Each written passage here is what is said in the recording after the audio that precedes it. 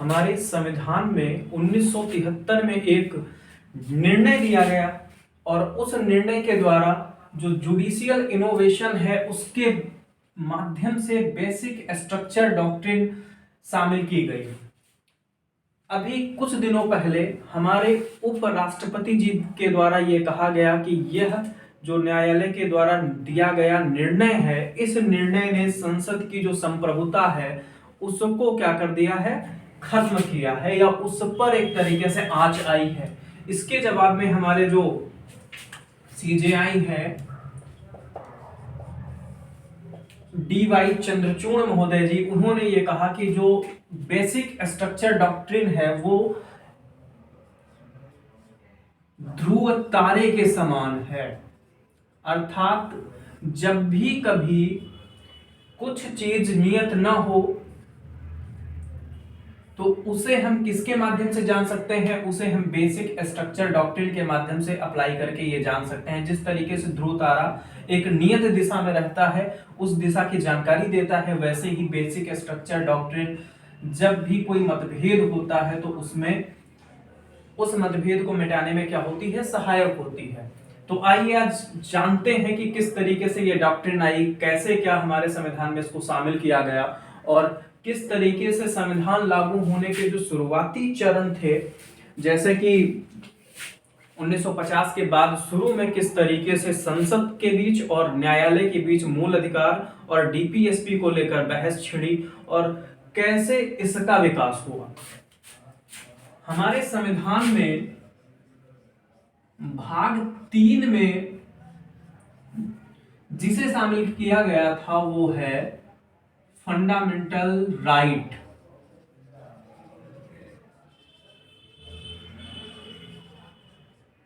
और इसमें यह कहा गया था कि व्यक्ति को कुछ भी करने का अधिकार है सिवाय देश की विधि का उल्लंघन ना हो।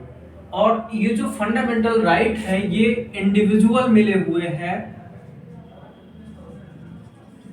इंडिविजुअल दिए गए हैं और मूल अधिकार के उल्लंघन होने पर कोई व्यक्ति क्या कर सकता है, न्यायालय जा सकता है, अर्थात ये इनफोर्सेबल है। इनफोर्सेबल। भाग 3 में यह कहा गया कि व्यक्तियों को जो अधिकार मिले हैं वो इंडिविजुअल हैं और ये इनफोर्सेबल हैं। यदि किसी अधिकार का उल्लंघन होगा तो न्यायालय क्या है, उसको प्रवर्तित कराएगा।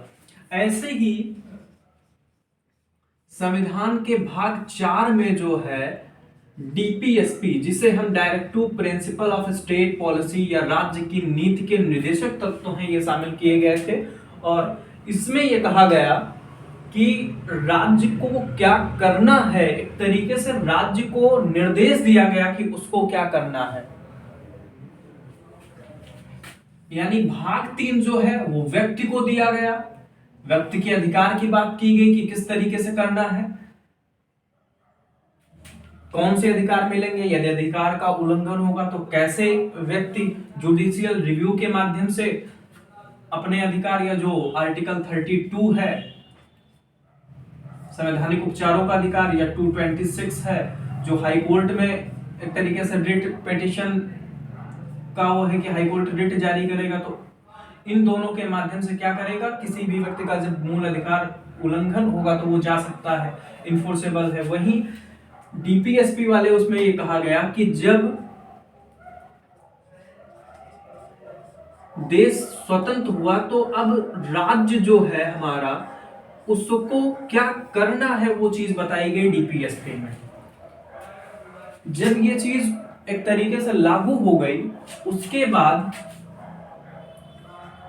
मद्रास सरकार ने यह किया कि वहां के जो विद्यालय थे उन विद्यालयों में रिजर्वेशन की व्यवस्था कर दी। और इस रिजर्वेशन के होने से ये जो शैक्षिक संस्थान थे, शैक्षिक संस्थान में रिजर्वेशन होने से एक लड़की को वहां के एक विद्यालय में एडमिशन नहीं मिला। क्यों? क्योंकि वो जैसे उच्च वर्ग की रही होगी। अब इस पर ये जो लड़की है चंपकम दोराई राजन वर्सेस मद्रास राज्य, ये चली जाएगी कहां पर, कोर्ट में। और चंपकम दोरईराजन वर्सेस मद्रास राज्य के इस मैटर में वो लड़की आर्टिकल 14 और आर्टिकल 15 की दुहाई देते हुए कहेगी कि मिलॉर्ड, मेरे जो फंडामेंटल राइट है, इन फंडामेंटल राइट का वायलेशन हुआ है, मद्रास सरकार ने हमारे जो फंडामेंटल राइट है उनका उल्लंघन किया है। अब जब ये मैटर जाएगा कोर्ट के पास, तो कोर्ट जैसे डीपीएसपी है, डीपीएसपी में ये कहा गया कि राज्य का ये काम कर्तव्य होगा कि वो जो निचले तबके के व्यक्ति हैं, जो आर्थिक रूप से, सामाजिक रूप से, राजनीतिक रूप से कमजोर लोग हैं, इनके उत्थान के लिए क्या करे, कार्य करे। लेकिन ये जो भाग है डीपीएसपी पूरा, ये इन्फोर्सेबल नहीं है, न्यायालय इनको प्रवर्तित नहीं करा सकता।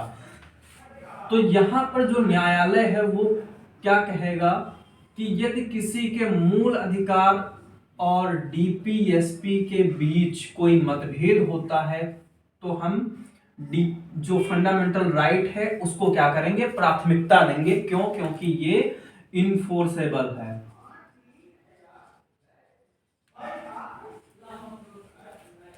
जब ये डिसीजन दिया गया चंपकम दोरईराजन वर्सेस मद्रास राज्य का, तो उस समय की जो सरकार है मद्रास की, मद्रास सरकार जो है वो कांग्रेस की सरकार है। और उस समय के भारत में हम देखें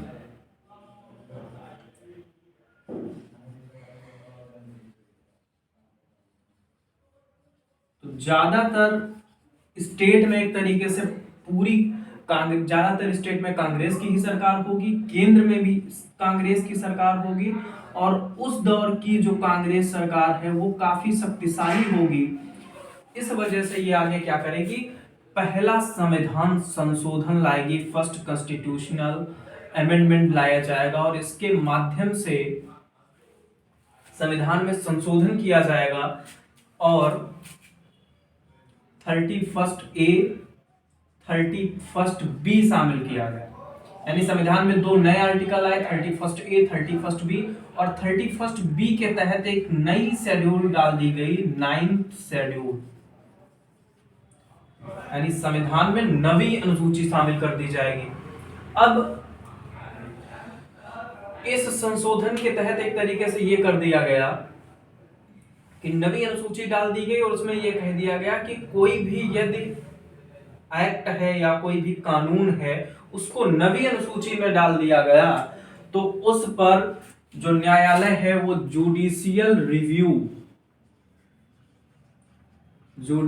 रिव्यू की पावर यूज नहीं कर पाएगा या उसको जुडिशियल रिव्यू के तहत अवैध नहीं करेगा। इसके तहत और जो काम किया गया वो ये किया गया कि जो आर्टिकल 15 था जिसमें ये कहा गया कि धर्म, जाति, लिंग, जन्म स्थान, धर्म, जाति, लिंग, जन्म स्थान, मूल वंश, यानी आर्टिकल 15 की अगर लैंग्वेज देखें हम आर्टिकल 15 की, तो उसमें यह कहा गया है कि धर्म, जाति, लिंग, जन्म स्थान, मूल वंश के आधार पर जो भेदभाव है इसका प्रतिषेध किया जाएगा, यानी इसके आधार पर भेदभाव नहीं किया जाएगा।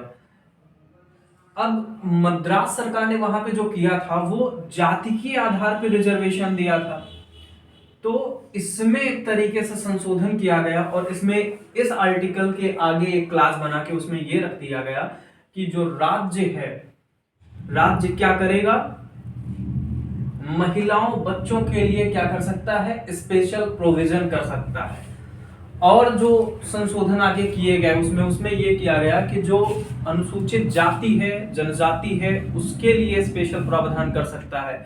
फिर आगे उसमें संशोधन ये भी किया गया कि जो अन्य पिछड़ा वर्ग है उसके लिए संशोधन, एक तरीके से उसके लिए भी प्रावधान किए जा सकते हैं। अभी रिसेंटली जैसे अगर हम बात करें तो उसमें जो आर्थिक रूप से कमजोर वर्ग है, इकोनॉमिक वीकर सेक्शन है, उसके लिए भी स्पेशल प्रोविजन की बात की गई। तो इस तरीके से यहां पे क्या हुआ कि जो शैक्षिक संस्थान है उसमें रिजर्वेशन की व्यवस्था कर दी गई, उसमें कमजोर तबके के जो लोग थे, जो सामाजिक तौर पर कमजोर वर्ग के लोग थे, उनके लिए रिजर्वेशन की व्यवस्था कर दी गई। और जो ऐतिहासिक दृष्टिकोण से यदि देखें तो ये ठीक भी था। क्यों? क्योंकि ये लोग प्राचीन काल से इतना ज्यादा समाज में राजनीतिक तौर पे या सामाजिक तौर पर इतने पिछड़े हुए थे कि इनके लिए कुछ स्पेशल प्रावधान करने की जरूरत थी। तो संविधान में जब पहला संविधान संशोधन हुआ तो इसके विरोध में यह होगा कि एक केस किया जाएगा कि पहला संविधान संशोधन जो है वो क्या है? अवैध है, असंवैधानिक है। और ये करेगा केस कौन? तो ये केस करेंगे शंकरी प्रसाद। शंकरी प्रसाद वर्सेस भारत संघ। और इस पहले संशोधन के बाद से ही एक तरीके से एक युद्ध छिड़ जाएगा कि फंडामेंटल राइट जो है हमारे संविधान में वो सर्वोच्च है या डीपीएसपी सर्वोच्च है। और आगे चलकर 1973 के डिसीजन में हो या 1980 में मिनर्वा मिल्स वाले डिसीजन में हो, सुप्रीम कोर्ट खुद जब एक तरीके से अपने डिसीजन में, इन डिसीजन में, और 94 का एसआर मुंबई डिसीजन, इनमें ये कहेगा कि ना तो फंडामेंटल राइट सर्वोच्च है और ना ही डीपीएसपी सर्वोच्च है। दोनों एक दूसरे के क्या है? संपूरक है। डीपीएसपी और फंडामेंटल राइट एक दूसरे के क्या है? पूरक है। और एक ही सिक्के के दो पहलू हैं। एक के बिना, यानी एक को लेकर हमें क्या? दूसरे को प्राप्त करना है। तो ये बात जब तक नहीं कह देगा तब तक दोनों संसद और न्यायालय के बीच में ये बहस चलती रहेगी कि कौन सी चीज सर्वोच्च है। तो इस केस के बाद ये होगा कि अब एक तरीके से संसद ने यहां पे क्या किया? पहला संशोधन कर दिया, ये केस हो गया। तो ये केस में आगे क्या कहा जाएगा कि फंडामेंटल राइट पे हम ध्यान देंगे, इनका उल्लंघन अगर होगा तो कानून जो बना है संविधान संशोधन के तहत वो क्या हो जाएगा? अवैध हो जाएगा। फिर आगे एक डिसीजन आएगा बेला बनर्जी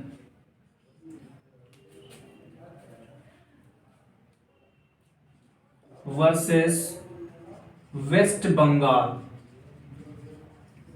यानी ये जो है बेला बनर्जी जो रहेंगी, इनकी क्या है? इनकी जो प्रॉपर्टी है, भूमि अधिग्रहण अधिनियम, एक तरीके से वेस्ट बंगाल भूमि अधिग्रहण अधिनियम आएगा और उसके तहत क्या होगा? इनकी जमीन की एक लिमिट तय कर दी जाएगी, एक सीलिंग लगा दी जाएगी कि इससे ज्यादा जमीन होने पर किसी भी व्यक्ति के पास, जो जमींदारी उन्मूलन अधिनियम आया उसके तहत क्या की गई? ले ली गई। तो ये इस कानून के विरोध में केस दायर करेंगे। और क्या होगा? जो संसद है 1956 में एक दूसरा कॉन्स्टिट्यूशनल अमेंडमेंट लाएगी और इसके माध्यम से ये जो कानून आया था कि पश्चिम बंगाल भूमि अधिग्रहण जो कानून है, इसको क्या करेगी? 9th शेड्यूल में डाल देगी। अर्थात अब इसका जुडिशियल रिव्यू नहीं किया जा सकता। अब संसद ने जैसे ही संशोधन के माध्यम से यह काम किया तो आगे चलकर क्या होगा कि फिर से न्यायालय के पास जब ये मैटर जाएगा और न्यायालय 1965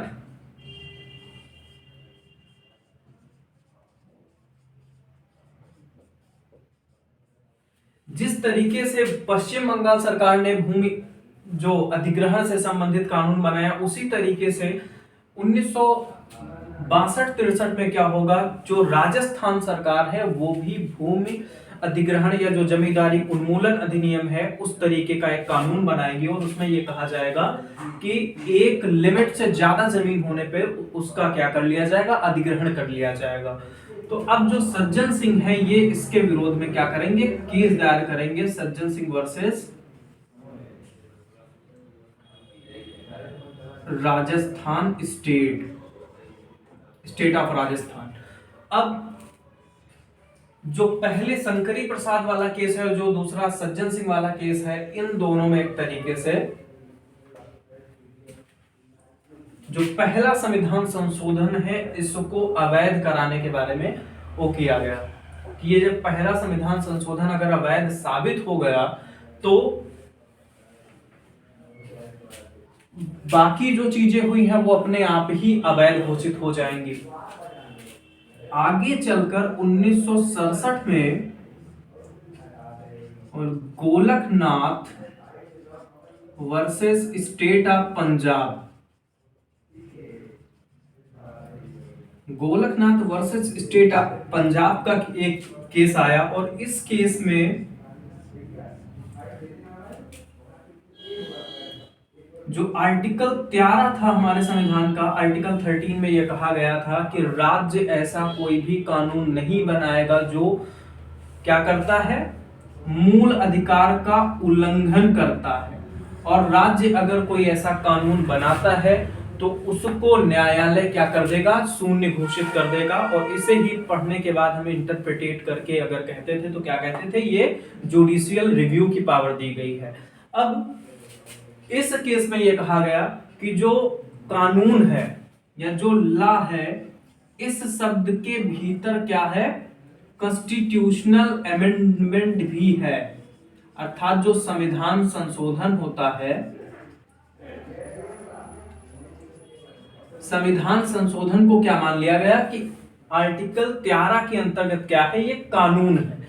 तो जब इस तरीके का कानून आ गया या ऐसा डिसीजन आया कि संविधान संशोधन विधेयक को भी कानून के अंतर्गत रखा गया, लॉ के अंतर्गत रखा गया, तो जो उस समय की सरकार है उसको ये चीज क्या सही नहीं लगेगी और उसको लगेगा कि जो जुडिशरी है वो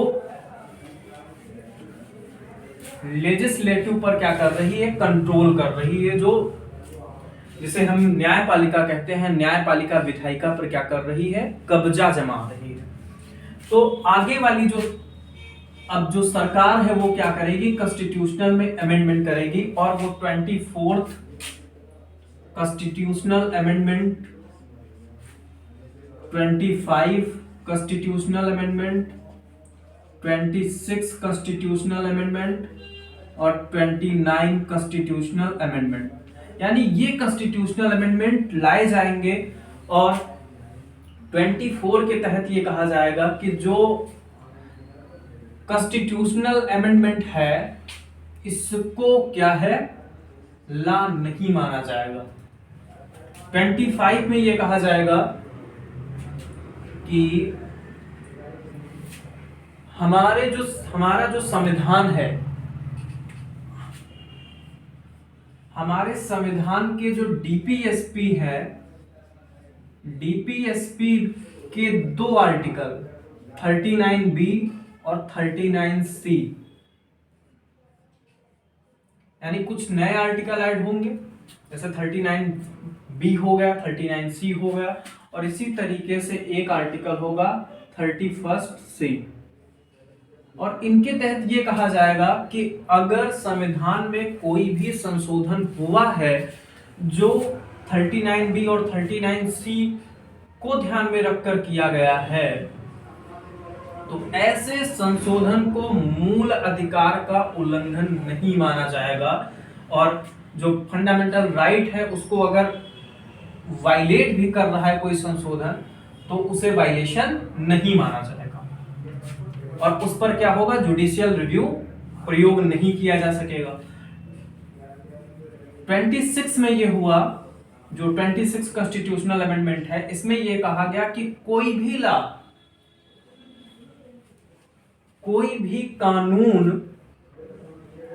जो इन दोनों डीपीएसपी को ध्यान में रख के लाया गया है तो उसको यह माना जाएगा कि उस पर जो न्यायालय है वो क्या करे, जुडिशियल रिव्यू का वो नहीं कर सकता। इसी तरीके से 29 कॉन्स्टिट्यूशनल अमेंडमेंट में यह किया गया कि जो केरला लैंड रिफॉर्म एक्ट है इसको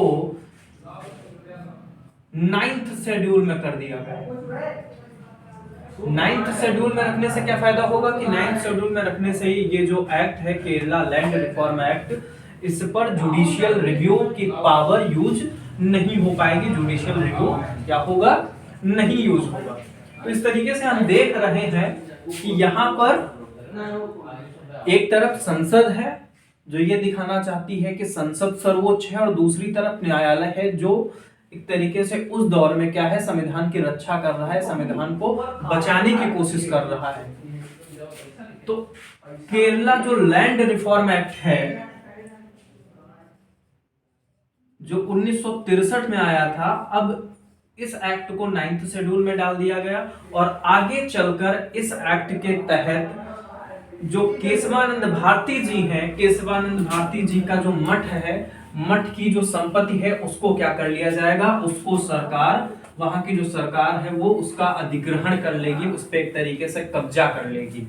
और वो कब्जा किस आर्टिकल के तहत होगा, 31C के तहत होगा, और वो राइट टू प्रॉपर्टी के तहत कोर्ट जाएंगे।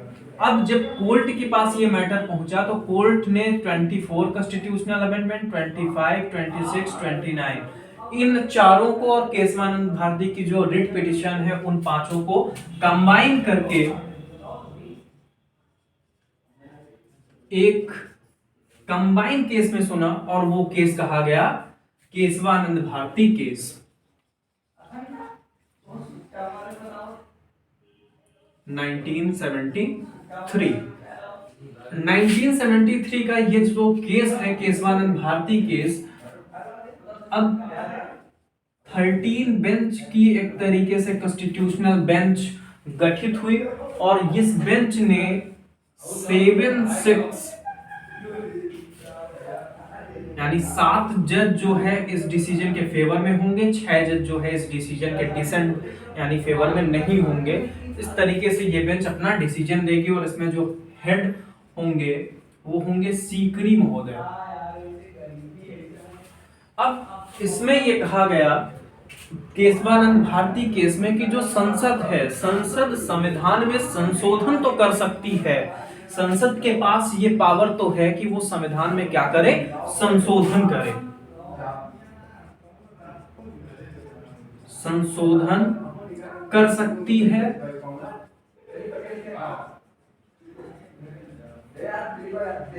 फंडामेंटल राइट में भी संशोधन कर सकती है, लेकिन जो बाद में उन्होंने कंडीशन लगा दी उसके आधार पे ये हुआ कि हमारे जो इस 73 के डिसीजन के बाद की जो घटनाएं हैं, जब इमरजेंसी का दौर आएगा तो इस डिसीजन ने एक तरीके से देश को या लोकतंत्र को बचाने में प्रमुख भूमिका आगे चल के निभाई। किस तरीके से कि इसमें एक कंडीशन ये लगी होगी कि संविधान में संशोधन तो कर सकती है, लेकिन जो संविधान का बेसिक स्ट्रक्चर है, संविधान का जो मूल ढांचा है वह क्या रहे, बना रहे।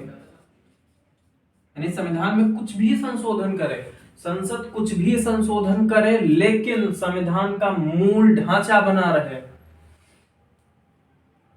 यानी एक तरीके से वो कंडीशन हो गई कि किसी भी बच्चे को रुपए दे दिए जाए 1000, 2000 या 3000, और उससे ये कहा जाए कि जैसे 3000 दे दिए गए, 5000, 10,000, उससे ये कहा जाए कि आप चाहे जितना जाके खर्चा करें, लेकिन अगले महीने तक आपको रुपए नहीं मिलेंगे, आपका खर्चा उसी से बचा रहे।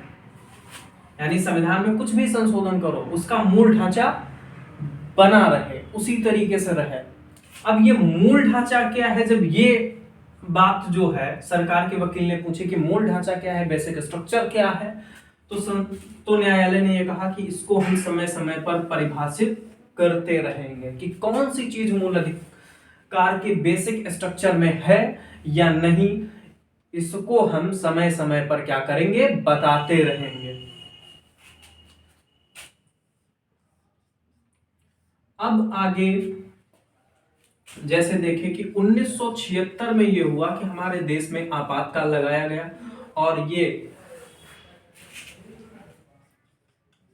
1950 से लेकर 2023 के शासन के बीच लोकतंत्र पर जो सबसे बड़े खतरे रहे, या लोकतंत्र पर जो सबसे खराब स्थिति जो रही हमारे लोकतंत्र में आज, वो इस दौर में रही, यानी 1976-77 के दौर में। और 1976 में जब इमरजेंसी लगाई गई, उसके बाद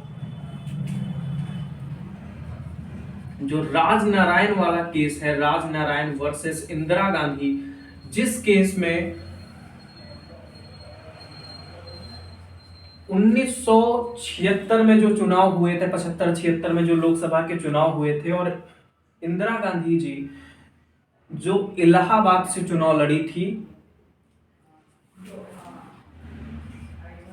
उन पर एक तरीके से ये आरोप लगा कि उन्होंने जो सरकारी मशीनरी है, सरकारी मशीनरी का अपने चुनाव में क्या किया है, उपयोग किया है, उसका दुरुपयोग किया है, और इस वजह से ये माना गया कि सरकारी मशीनरी का दुरुपयोग करके उन्होंने चुनाव को जीता है, और ये हमारे लोकतंत्र के लिए खतरा है।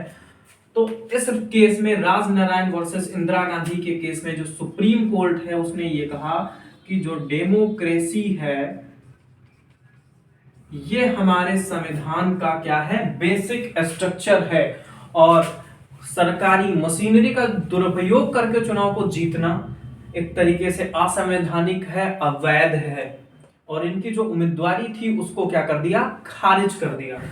इसी तरीके से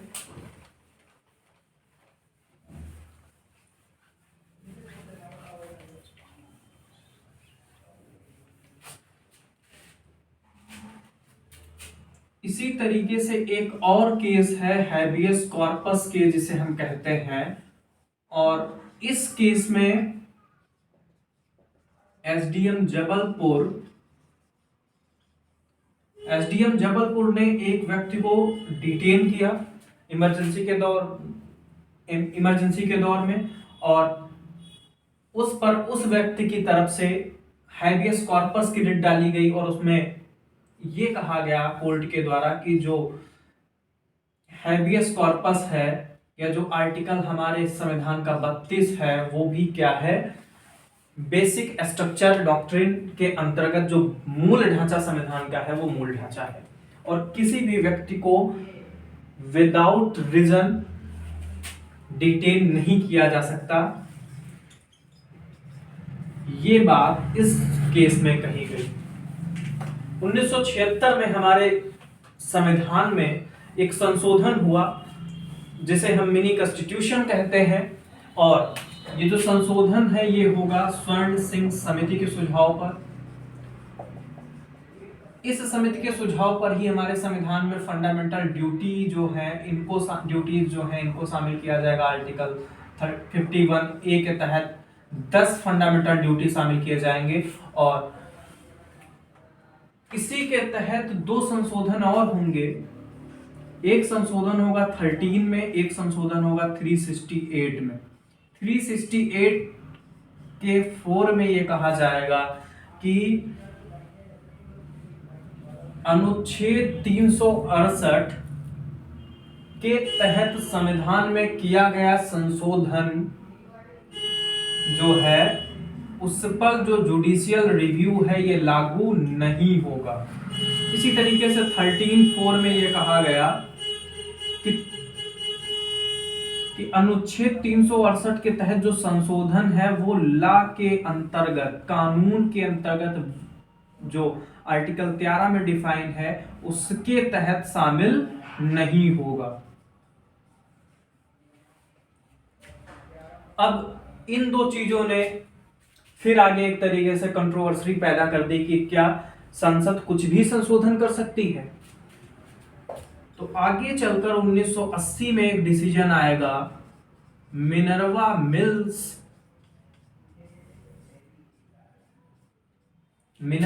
वर्सेस भारत संघ, और इस केस में यह कहा जाएगा कि जो 42वां संशोधन के तहत 13(4) और 368(4) शामिल किए गए ये क्या है, असंवैधानिक हैं, अनकॉन्स्टिट्यूशनल हैं, और इन्हें अवैध घोषित कर दिया गया।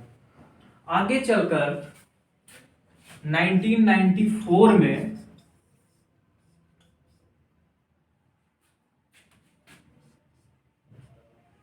SR मुंबई के केस में, इसमें स्टोरी ये थी SR मुंबई वाले केस में कि जैसे 92 में बाबरी मस्जिद का जब विध्वंस किया जाएगा, गिरा दी जाएगी, तो उस दौर में 3 राज्य सरकारें बर्खास्त कर दी जाएंगे। राज्य सरकारों को एक तरीके से वहां पर जो राष्ट्रपति शासन है वो लगा दिया जाएगा। कर्नाटक के मुख्यमंत्री जो रहेंगे SR मुंबई, ये चले जाएंगे कोर्ट, और उस केस में एक तरीके से सुप्रीम कोर्ट ये कहेगा कि जो पंथ निरपेक्षता है, जो हमारी शासन व्यवस्था का एक तरीके से हमारी उद्देशिका में भी जैसे देखें लिखा हुआ है सेकुलर स्टेट के बारे में, कि जो पंथ निरपेक्षता है ये बेसिक स्ट्रक्चर के अंतर्गत है और इसे किसी भी संविधान संशोधन के माध्यम से क्या है, खत्म नहीं किया जा सकता। तो इस तरीके से आज हमने अब तक ये देखा कि हमारे यहाँ जो न्यायपालिका है उसने अपने द्वारा दिए गए निर्णयों के माध्यम से हमारा जो मूल संविधान है, मूल संविधान को बचाने में किस तरीके से भूमिका अदा की। अब रिसेंटली अगर देखें तो 2015 में न्यायाधीशों की नियुक्ति के लिए एक विधेयक आया था जिसे कहा जाता है एमजैक, यानी राष्ट्रीय स्तर पर नियुक्ति के लिए एक विधेयक लाया गया। और इसमें जो न्यायाधीशों की नियुक्ति है वो नियुक्त करने के जो प्रावधान थे उसमें कुछ नए लोगों को शामिल करने की बात कही गई, और इन यानी एमजैक जो आया, न्यायाधीशों की नियुक्ति के लिए क्या किया गया, जो विधायिका है, विधायिका के लोगों को शामिल किया गया और उसके माध्यम से नियुक्ति की बात कही गई। कब? 2015 में। सुप्रीम कोर्ट क्या करेगा, इस विधेयक को ही असंवैधानिक घोषित कर देगा, इसे अनकॉन्स्टिट्यूशनल, असंवैधानिक, यानी जो संविधान के क्या है, विरुद्ध है। 2017-18 में सुप्रीम कोर्ट इसको असंवैधानिक घोषित करेगा और उसके बाद से लेके आज तक अगर देखें तो एक बहस छिड़ी हुई है कि जो सुप्रीम कोर्ट है वो विधायिका या जो संसद है, संसद के कार्य में हस्तक्षेप कर रहा है। वहीं सुप्रीम कोर्ट का ये कहना रहता है कि जो विधायिका है, संसद है, वो क्या कर रही है, न्यायपालिका की जो स्वतंत्रता है उसको कम कर रही है। और इस बारे में यदि हम कुछ संविधान विशेषज्ञ की बात करें, जैसे सिरवई महोदय की बात करें, तो सिरवई महोदय का ये कहना है कि संसद संशोधन तो कर सकती है लेकिन संसद संविधान सभा नहीं बन सकती, जनता नहीं बन सकती। संसद को यह समझना होगा कि हमारे संविधान के जो निर्माता थे उनकी मनोदशा क्या थी, उनके मन में क्या चल रहा था, और इसे यदि समझना है तो हमें अपने संविधान की प्रस्तावना, जो हम भारत के लोग, भारत को संपूर्ण प्रभुत्व संपन्न, यानी किससे चालू हो रही है, हम भारत के लोग से चालू हो रही है।